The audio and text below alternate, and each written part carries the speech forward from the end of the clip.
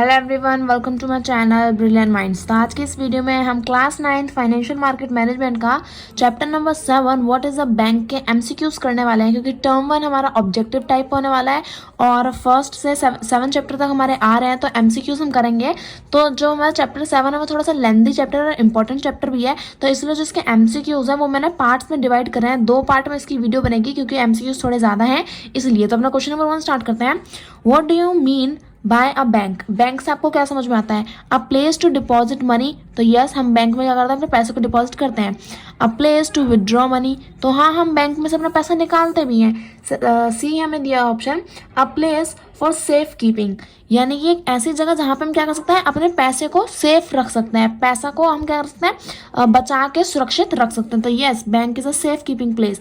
तो अब हम देख रहे हैं तीनों सही है, तो D all of the above क्या हो जाएगा, हमारा करेक्ट ऑप्शन हो जाएगा। क्वेश्चन नंबर 2 दिया है what is a loan? Loan से आप क्या समझ में आता है, लोन क्या होता है ये आपको बताना है। अब बैंक डिपॉजिट मनी, तो नहीं ये हमारा लोन थोड़ी होता है। अब बैंक लैंड मनी, अब bank give interest, none of the above. तो जब बैंक क्या करता है, पैसा देता है, लैंड मतलब देना, तो बैंक लैंड मनी, तो यानी कि जब बैंक पैसा देता है तो वो क्या हो जाता है, हमारा लोन हो जाता है। अगर आप बैंक से पैसा उधार लोगे तो वो क्या हो जाएगा, हमारा लोन हो जाएगा। तो अब हम जरा आगे देख लेते हैं। क्वेश्चन नंबर 3 दिया है हमें फुल फॉर्म ऑफ ईएमआई। तो फुल फॉर्म ऑफ ईएमआई, अगर आपको ईएमआई की फुल फॉर्म पता है तो आप बिना ऑप्शन पढ़े ही देखो ऐसे ही लगा दोगे, इक्वेटेड मंथली इंस्टॉलमेंट। तो यस यही तो है हमारा करेक्ट ऑप्शन, क्योंकि फुल फॉर्म तो एक ही बार में हमें पता होती है, एक ही ऑप्शन करेक्ट होगा, तो ये हमने टिक कर दिया option number A. Question number 4 दिया है after the fall of Roman Empire who become the banker. ये चैप्टर पढ़ाते पढ़ाते वक्त ही मैंने बताया था कि कभी कभार ये क्वेश्चन पूछ लेते हैं कि जब हमारा रोमन एम्पायर क्या हो गया था, खत्म हो गया था, तो उसके बाद बैंकर कौन बने थे, ज्यूइस और टेम्पलर्स, बोथ एंड बी, या फिर none of the above. Option का डब्बा ही नहीं है, चलो मैंने बना दिया। तो ज्यूइस और टेम्पलर्स दोनों ही क्या बने थे, हमारे बैंकर बने थे after the fall of Roman Empire. तो ऑप्शन नंबर सी हमारा करेक्ट ऑप्शन हो गया। क्वेश्चन नंबर 5 देख लेते हैं आप एक बारी।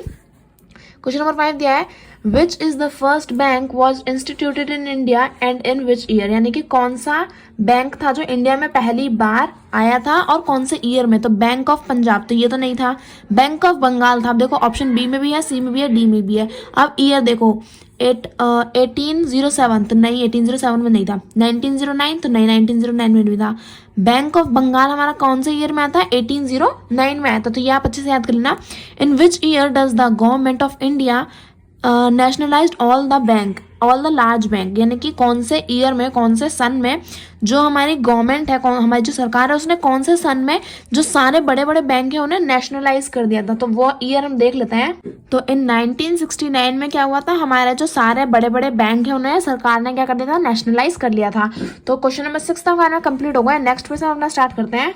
क्वेश्चन नंबर 7 हमें दे रखा है which is the largest bank in India, यानी कि इंडिया में सबसे बड़ा बैंक कौन सा है। तो आरबीआई होता है हमारा रिजर्व बैंक ऑफ इंडिया। अगर हम यहाँ पे बात करें तो रिजर्व बैंक ऑफ इंडिया का एक ऐसा बैंक है जो क्या करता है, रेगुलेट करता है। रेगुलेट यानी कि सारे जो बैंक है उनके ऊपर ध्यान रखता है। रिजर्व बैंक ऑफ इंडिया में हम कोई पैसा जमा नहीं कराते हैं, तो रिजर्व बैंक ऑफ इंडिया सारे छोटे छोटे बैंकों पर क्या करता है, अपना ध्यान रखता है। तो रिजर्व बैंक ऑफ इंडिया में हम पैसा जमा नहीं कराते, तो ये हमारा लार्जेस्ट बैंक नहीं होगा। जो एसबीआई है, स्टेट बैंक ऑफ इंडिया, वो क्या है, हमारा लार्जेस्ट बैंक ऑफ इंडिया है। तो अब क्वेश्चन नंबर 8 देख लेते हैं। The bank provide which type of document और instrument to the account holder of the bank, यानी कि बैंक किस टाइप के डॉक्यूमेंट और किस टाइप के इंस्ट्रूमेंट जो है वो प्रोवाइड कराता है अकाउंट होल्डर को, यानी कि क्या क्या प्रोवाइड कराता है। तो अकाउंट नंबर, तो यस। पासबुक और अकाउंट नंबर, तो यस। और passbook, account number, paying slip, chequebook, तो ये क्या कराता है। अब देखो इसमें दिया है सिर्फ अकाउंट नंबर, तो अकाउंट नंबर के अलावा भी प्रोवाइड कराता है ना, तो सारी चीजें मैं ऑप्शन नंबर सी में दे रखी है। जो भी है, पासबुक भी होती है हमारे पास, अकाउंट नंबर भी होता है, पेइंग स्लिप भी होती है, चेकबुक भी होता है, तो ये सब हमें बैंक प्रोवाइड कराता है। तो ऑप्शन नंबर सी क्या हो जाएगा, करेक्ट ऑप्शन हो जाएगा। क्वेश्चन नंबर 9 दिया है which instrument is use to deposit and withdraw money, यानी कि कौन से इंस्ट्रूमेंट को हम यूज करते हैं अपने पैसे को डिपॉजिट करने के लिए और विदड्रॉ, डिपॉजिट यानी कि जमा करने के लिए, विदड्रॉ यानी कि निकालने के लिए। तो डिपॉजिट करने के लिए पेइंग स्लिप और विदड्रॉ करने के लिए विदड्रॉल स्लिप। तो बोथ ए एंड बी क्या हो जाएगा, मेरा करेक्ट ऑप्शन हो जाएंगे। क्वेश्चन नंबर 10 देख लेते हैं अपना। Which detail is not mention in paying slip, यानी कि जो हमारा पेइंग स्लिप है उसका मैंने आपको फोटो दिखाई थी जो हमारे बुक में ही प्रिंटेड है, तो हमें वो बता रखा है कि पेइंग स्लिप में कौन सी डिटेल जो है वो मेंशन नहीं करनी पड़ती है। Name of the account holder mention करनी पड़ती है, mother's name of the, mother का नाम यानी कि मम्मी का नाम, हम भला अपने पेइंग स्लिप में मम्मी का नाम क्यों लेंगे, तो इसमें नॉट पूछा है कि मेंशन नहीं करते तो हम मम्मी का नाम मेंशन नहीं करते, तो ये क्या हो जाएगा, ऑप्शन नंबर बी हमारा करेक्ट ऑप्शन हो जाएगा। क्वेश्चन नंबर 11 है, what do you understand by the passbook, passbook से आपको क्या समझ में आता है, record of all the transaction, a normal book, both A and B, none of the above. तो पासबुक से क्या होता है, पासबुक से हमें ये पता चलता है कि हमारे बैंक में कितना बैलेंस है, कितना हमने निकाल लिया, कितना हमने डिपॉजिट कराया, तो जितने भी ट्रांजेक्शन है उसका रिकॉर्ड कौन रखता है, पासबुक रखती है। तो पासबुक कोई एक नॉर्मल किताब थोड़ी होती है जिसे हम बैठ के पढ़ेंगे, तो बोथ ए एंड बी भी गलत हो गया और ऑप्शन नंबर बी भी गलत हो गया। तो कौन सा फंक्शन है इसका, फंक्शन नंबर ए, यानी कि ये क्या है इसका, सारे ट्रांजेक्शन का रिकॉर्ड रखती है, तो ऑप्शन नंबर ए क्या होगा, करेक्ट ऑप्शन हो गया। क्वेश्चन नंबर 12 दिया है, हु इशू एटीएम कार्ड और debit card to the account holder, यानी कि जो अकाउंट होल्डर है उसे एटीएम कार्ड और डेबिट कार्ड कौन प्रोवाइड करता है, कौन देता है, बॉस। तो बॉस क्यों देगा भला, कंपनी का बॉस क्या करेगा भला इससे, एटीएम ही हमें एटीएम कार्ड और डेबिट कार्ड देता है, तो नहीं, ऐसा नहीं है। जो बैंक है वो क्या करती है, जो बैंक है वो हमें एटीएम कार्ड और डेबिट कार्ड प्रोवाइड कराती है। स्टाफ, अब यहाँ पे किस चीज़ का स्टाफ है, कंपनी स्टाफ है या कोई किसी होटल का स्टाफ है, तो ये नहीं बता रखा ना, तो इसलिए ये ऑप्शन गलत हो जाएगा। तो क्वेश्चन नंबर 13 देख लेते हैं, ATM card is use for withdraw money, ATM card जो है वो पैसा निकालने के लिए यूज होता है, तो यस, नो, मे बी या फिर अदर। तो एटीएम कार्ड यूज होता है या नहीं, ये आपको पता होगी, तो यस, हम पैसा निकालने के लिए एटीएम कार्ड को भी यूज करते हैं, तो यस हो जाएगा इसका option, option number A correct option है। बाकी के बच्चों ये क्वेश्चन नेक्स्ट से स्टार्ट करते हैं। क्वेश्चन नंबर 14 हमें यहाँ पे दे रखा है, debit card can also be termed as, debit card को हम और क्या नाम देते हैं, मतलब किसी और नाम से भी हम डेबिट कार्ड को जानते हैं, तो वो क्या नाम है, इलेक्ट्रॉनिक मनी, तो नहीं, प्लास्टिक मनी, तो यस, डेबिट कार्ड जो होता है उसे हम प्लास्टिक मनी भी बोलते हैं, यानी कि क्योंकि वह कार्ड होता है जो प्लास्टिक से बना हुआ होता है, तो इसलिए हम क्या बोलते हैं, उसे प्लास्टिक मनी भी बोलते हैं। क्वेश्चन नंबर 15 दिया है, we can use debit card for, यानी कि डेबिट कार्ड को हम किस लिए यूज करते हैं, डूइंग पेमेंट, पेमेंट करने के लिए, withdraw cash, both and B, none of the above.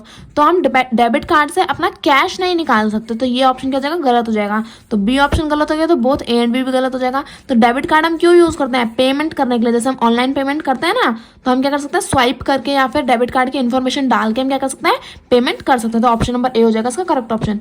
Question number 16 दिया है, what do you understand bye a cheque book, यानी कि एक चेक बुक से आपकी क्या समझ में आता है, तो यहाँ पे देख लेते हैं आप क्या ऑप्शन दे रखे हैं हमें यहाँ पे।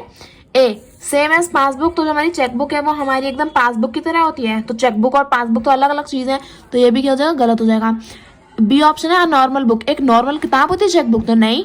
रिटर्न मैंडेट फॉर पेमेंट, यानी कि जो भी हम पेमेंट कर रहे हैं उसका क्या है, रिटर्न मैंडेट है, यानी कि लिख कर हमें क्या करनी पड़ती है, पेमेंट करनी पड़ती है, तो यस, ऑप्शन नंबर सी क्या हो जाएगा, करेक्ट ऑप्शन हो जाएगा। तो यहाँ पे लिख लेते हैं ऑप्शन नंबर सी हो जाएगा हमारा करेक्ट ऑप्शन।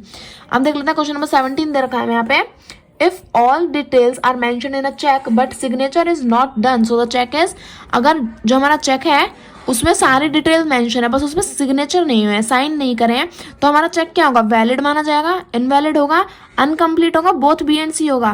तो वैलिड तो नहीं होगा, वैलिड मतलब सही माना जाएगा, तो सही तो नहीं माना जाएगा क्योंकि सिग्नेचर ही नहीं है, तो इनवैलिड होगा, यस इनवैलिड होगा, और क्या होगा, अनकम्प्लीट होगा, क्योंकि सिग्नेचर करना भी क्या है, इंपॉर्टेंट चीज है, तो बोथ बी एंड सी क्या है हमारे करेक्ट ऑप्शन है, तो ऑप्शन नंबर डी हो जाएगा करेक्ट ऑप्शन। क्वेश्चन नंबर 18 दिया है, how many type of bank are there, यानी कि यहाँ बैंक जो है वो कितने टाइप के होते हैं, तो 1 2 3 या 4, तो हमने पढ़ा था बैंक कितने होते हैं, 2 टाइप के होते हैं। अब 2 टाइप कौन कौन से होते हैं वो तो आपको याद होने चाहिए, लेकिन क्वेश्चन नंबर 19 हमारा इसी के ऊपर है कि name the type of bank.